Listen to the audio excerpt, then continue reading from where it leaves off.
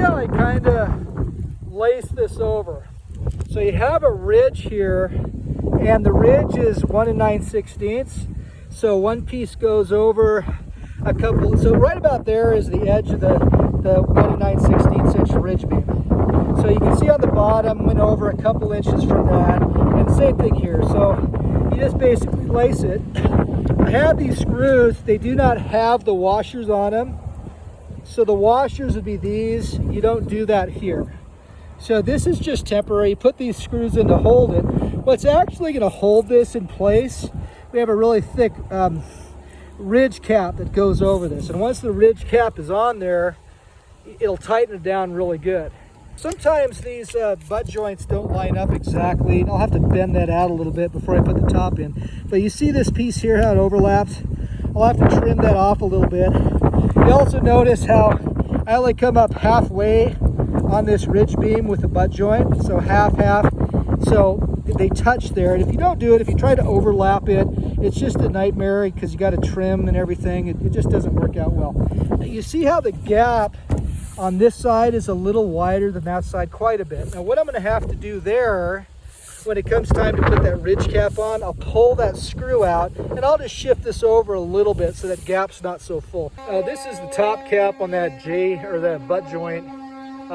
It just snaps into place with a rubber mallet, but I do like to put screws at the top and the bottom. So this is the bottom part, you have a couple screws here, and then if I were up on top, I'd have a couple screws up there.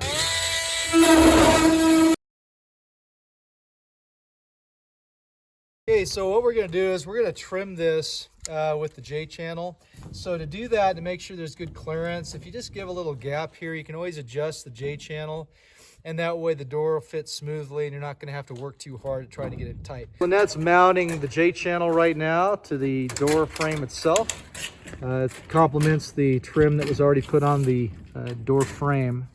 So the door itself has the J channel. It slides right into place. It's helpful to have a spackling blade or a screwdriver or something, but it really goes on pretty easy. It's not a big deal. Before you put the end trim, the hoop end trim on, that you seal these channels with some tape.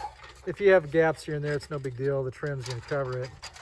And Bridger, of course, is making sure he's OSHA compliant. So Bridger's just wrapping up on the trim, the J channel. You need to do the open channels, so you can see how he took care of that. You have 190 linear feet of J channel trim for this greenhouse kit, and you just need to cover the open channels. That we did more than just the open channels. So in this case, in the middle, just to make it look good, we did the verticals as well. Same thing here. So we actually used quite a bit more than we needed to, but I'm simply using that as an example because you have the extra material. You can make it as pretty as you want, or if you want to go quick, you know, you can hire a tin bender if you're not very good at putting metal trim on, like a metal roof installer. They can do it pretty quick. They charge about $100 an hour. The hoop end trim, you know, do it however you want to. It comes up to a point. You can see there's an angle there. It all depends on how your NRCS office justifies Gothic.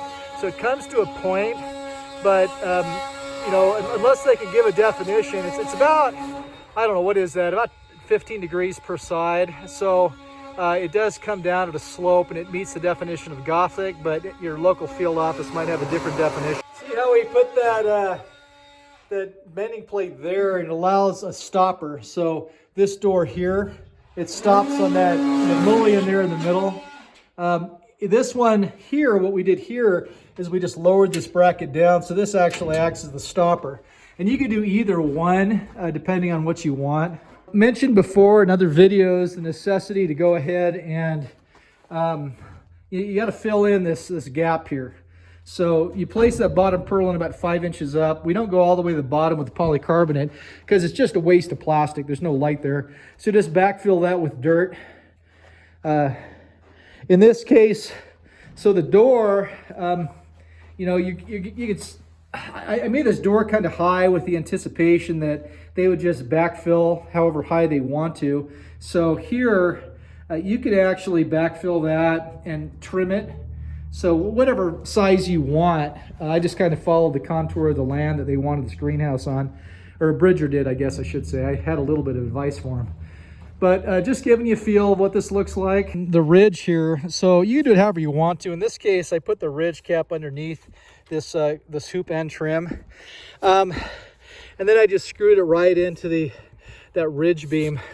But you can see it's a little curvy. I didn't really take time on this. I want, you know, Bridger's doing this. You can make it as clean as you want, but one thing to keep in mind is when you're putting the polycarbonate, it'd be good to put it all on one side at a time, all the way down, and then put this side on so it overlaps.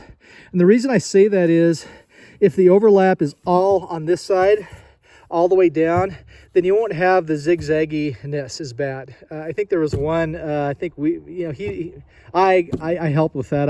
I got lazy, so I didn't do it all consistent, and that leads to a zigzag. So just something to think about when you're doing the job. So you'll have some scrap. You can use these as screw plates for your trim when you're putting it in. Just have either somebody hold it or use a mending plate to hold it if you're doing it yourself.